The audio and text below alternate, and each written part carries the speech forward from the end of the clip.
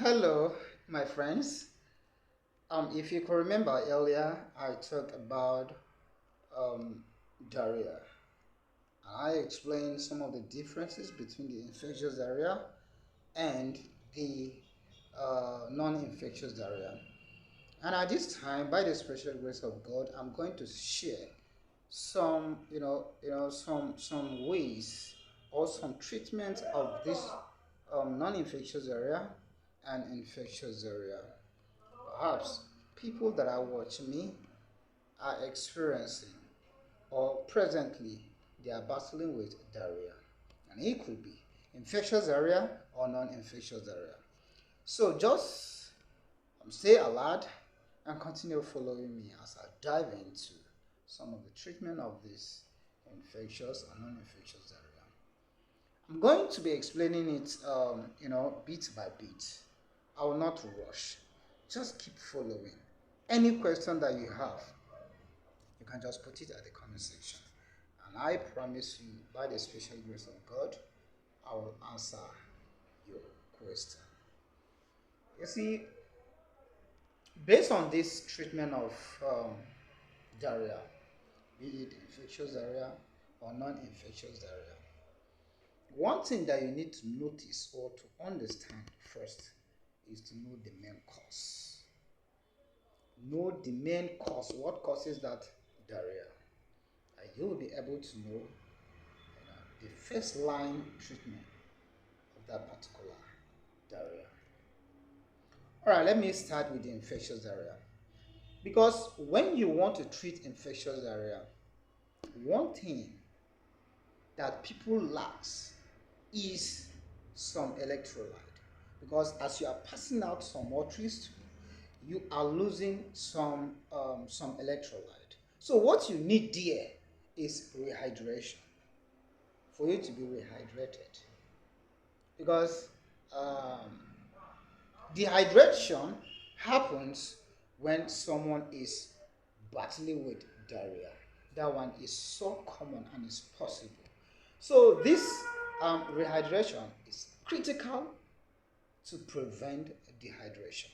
A use of oral rehydration solution such as ORS, that is oral rehydration solution or oral rehydration salt. You can call it oral rehydration salt or oral rehydration solution. But oral rehydration solution is divided into two. Okay, we have the one that we can take it orally, and we have parenteral. That is the IV.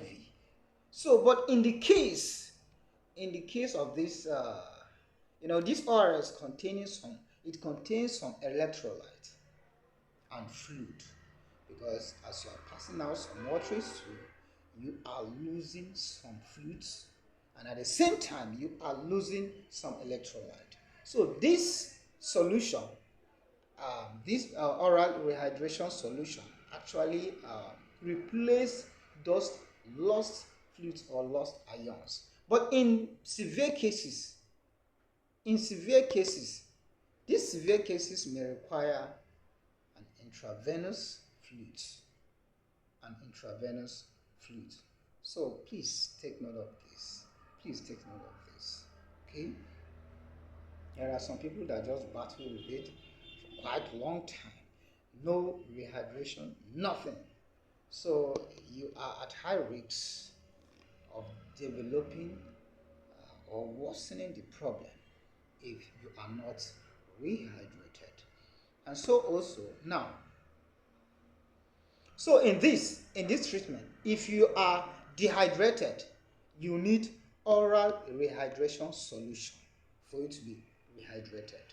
And so also now, in the infectious diarrhea indicates that antibiotics becomes the main cause of this infectious diarrhea. So if caused by this bacterial infection, okay, if it is caused by some bacterial infections, e.g., or for example, of this bacteria is a Salmonella, Shigella, and E. coli, that is Escherichia coli. You see, all these antibiotics or some antibiotics may be prescribed because it actually cause, the main cause is what? Is bacteria. And you need antibiotics in order to inhibit or to kill those bacteria. All right. Now, in the case whereby uh, it is a parasite that causes that, remember I told you earlier that always try to remember to know the main cause of that diarrhea.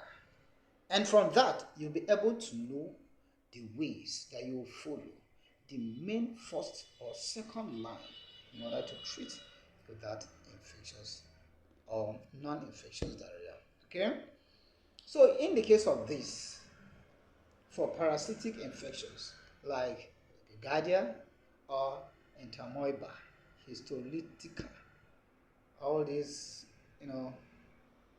parasite that you know. So it will actually require some drugs that can actually kill or inhibit the growth or the development of this parasite. And also for anti-parasitic drugs are actually used, as I said earlier. So if in the case whereby a parasite becomes the cause of that, you are able to detect or to understand that it is a parasite that causes that. So you need anti-parasitic drugs to be used in order to cure or to treat that infectious diarrhea. Now, in the case whereby some medications such as loperamide, because now if you are treating diarrhea, what you need to consider again is the symptoms. Once you know the cause, know the kind of the symptoms. So in the case whereby you are undergoing some discomfort, you understand? So some discomfort. So you have to, your stomach is upset, you are feeling some cramps. So you need um, some symptomatic relief drugs, which we have. One of it, as an example, is loperamide, which is also known as Imodium or Limotil, depending on the company that you have. So Imodium or loperamide or Limotil is the same drug, but is Limotil and Imodium, they are brand names, but loperamide is a generic name. So loperamide actually used in a symptomatic relief. So because this Imodium can help in order to reduce the diarrhea, but they should not be used in a case whereby that person or the patient has a bloody stool or a mucus or fever. So just be extremely careful. So in the case whereby there is a bloody stool, there is a mucus, and there is a fever, and you take this loperamide, so instead of decreasing, it will worsen the problem.